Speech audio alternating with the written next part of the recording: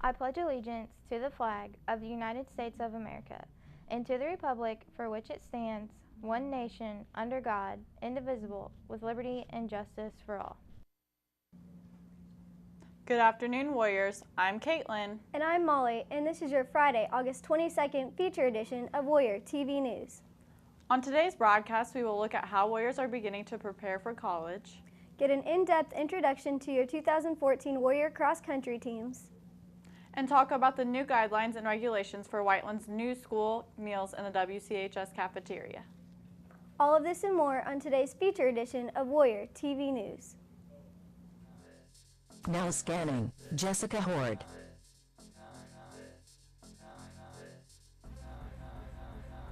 Now scanning, Ben Flora.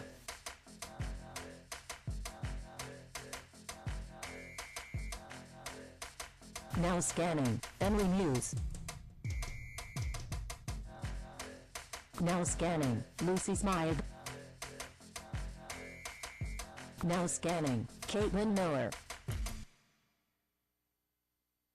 Now scanning, Tori Eisen.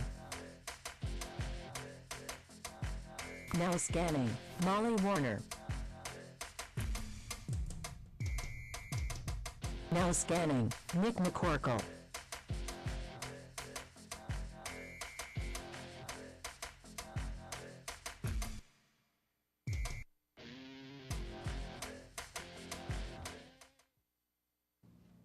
With 65% of American high school graduates continuing their journey on into college, this year's college-bound seniors are beginning the process to apply for scholarships, admissions to colleges and universities. Jessica Horde and Lucy Smythe give us more insight on college preparation. Many Whiteland Community High School graduates further their education by attending a post-secondary institution. With less than 180 days until the class of 2015's graduation, as well as the future graduations for underclassmen, Warrior TV gives insight into applying and paying for furthering education beyond high school. I would say the most stressful part of the college process is definitely studying for like the SAT and the ACT, just because there's so much pressure put on you to get good scores on those tests. The only thing I'm stressed out about is just like meeting the deadlines and not finishing it on time, but I think it'll be fine. After talking to some WCHS students who plan to attend college, Warrior TV interviewed the WCHS guidance counselors to compile a few pieces of advice for the different components of the college application process. Our advice in the guidance office is that basically you start as early as possible.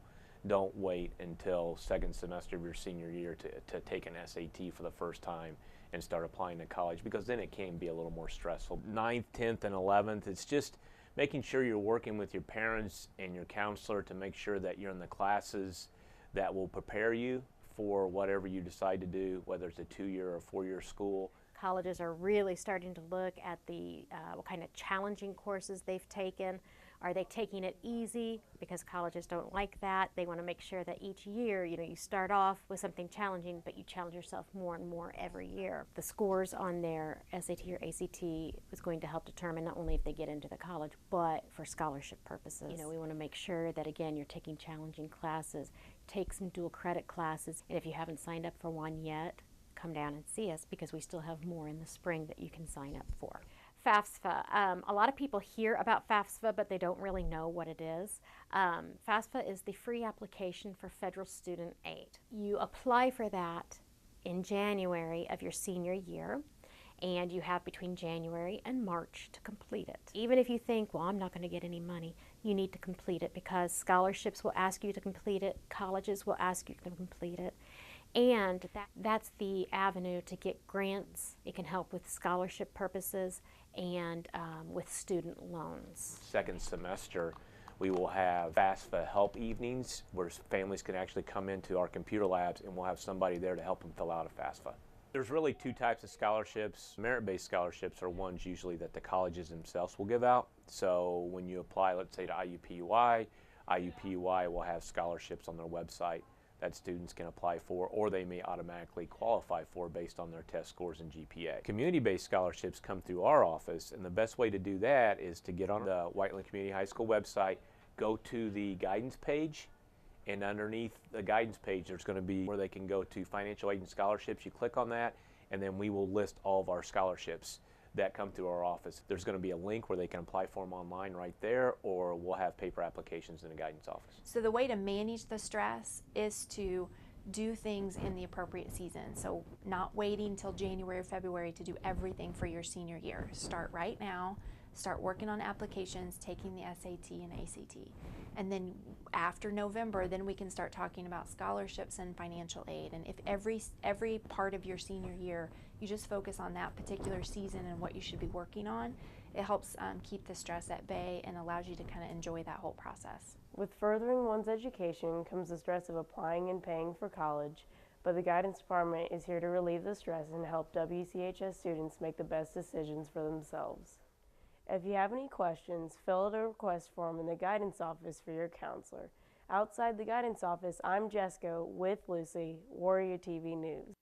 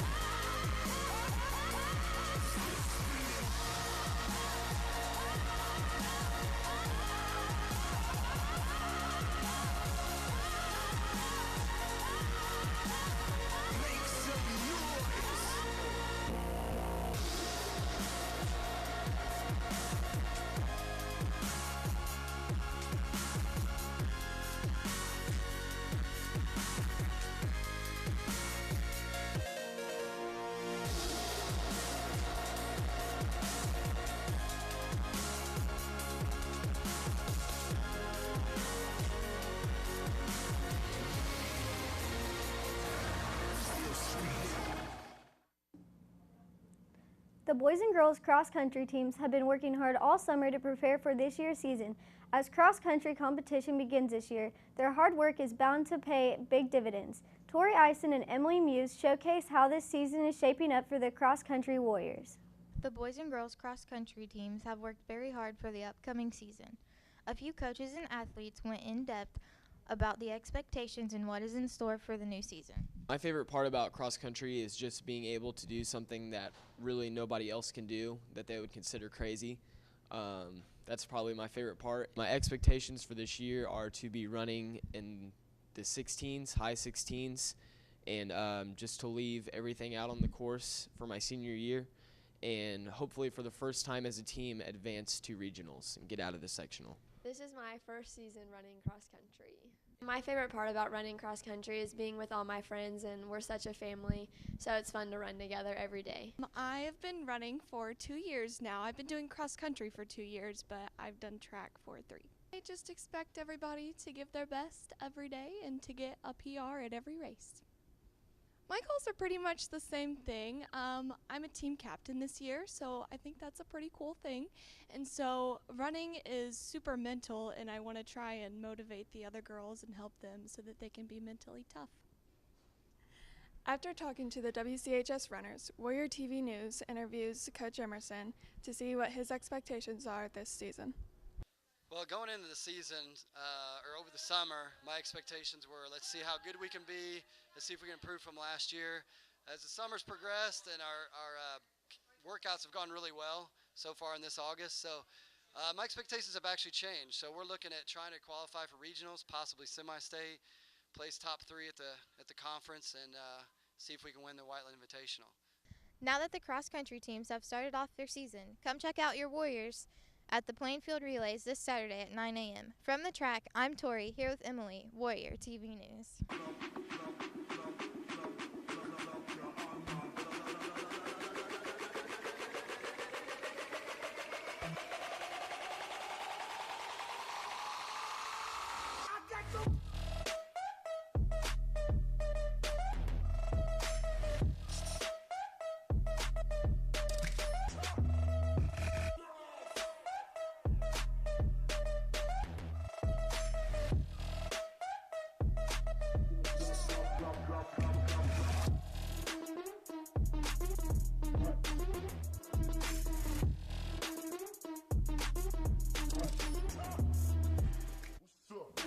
As the new school year arrives, so too have new guidelines and regulations for the food service personnel in the Clark Pleasant School Corporation. As a result, meals in the WCHS cafeteria are going to look a little different this year. Nick McCorkle and Ben Flora go in depth on why these changes are taking place. With the new year comes new rules and new classes. Although students' schedules vary, Warriors come together every day for lunch.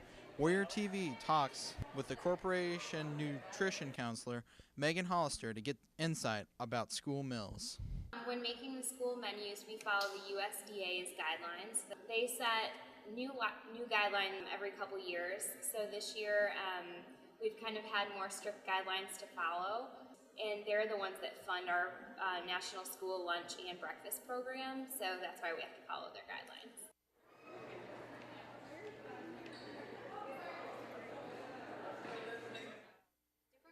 For breakfast than there are for lunch.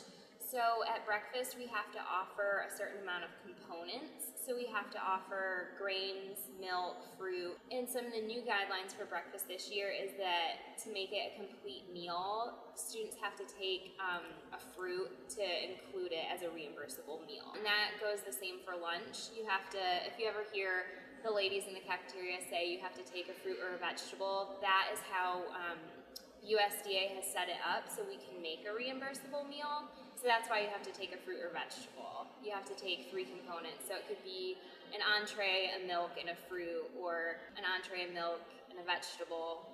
That's the minimum that you have to take.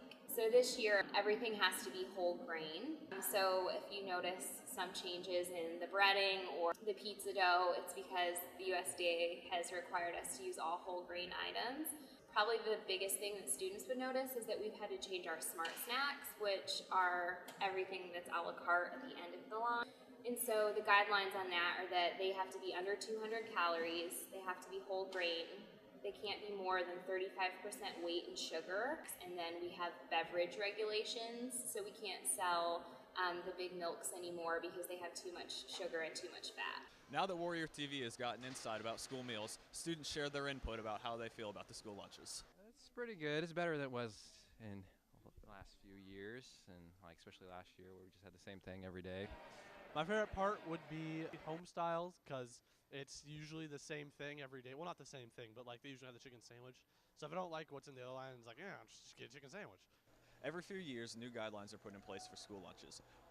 Whiteland Community High School's lunching staff goes to great lengths to provide quality meals and meet those guidelines. From outside the cafeteria, I'm Nick with Ben, Warrior TV News. And so you seniors that are focused on college, you're focused on your work after high school, what you're going to do next, you're focused on tomorrow, aren't you?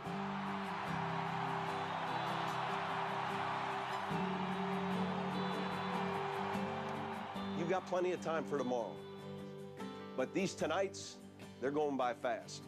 You focus on tonight. This is about you guys. Ben Campbell, 73, offensive line. Austin Browning, I'm number 49, I play defensive end. Austin Hahn, 55, middle linebacker. Trevor Warner, 35, defensive end. Austin Farmer, number 75, defensive line. Gabe Clippert, number 2, corner. Kyle Harmoning, number 25, strong safety. Cole Carpenter, number 53, inside linebacker. Kevin Starnes, number 15, outside linebacker. Tim Henson, I'm number 50, I play offensive tackle. Isaiah Calloway, number 20, wide receiver. Dylan Brandline, number 76, offensive guard. Bryce Staker, number 84, tight end. Brandon Benson, number 33, sweeper. Nick Ratty, number 40, linebacker. Skylar Hall, number 6, defensive line. Brody Rice, number 34, free safety. Parker Sanders, 27, middle linebacker. Dakota Ball, number 63, defensive tackle. Jordan Parham, number 26, outside linebacker. Brian Spangler, 17, quarterback. We are Whiteland. And that's all we have for you on this feature edition of Warrior TV News. Until next time, have a good one.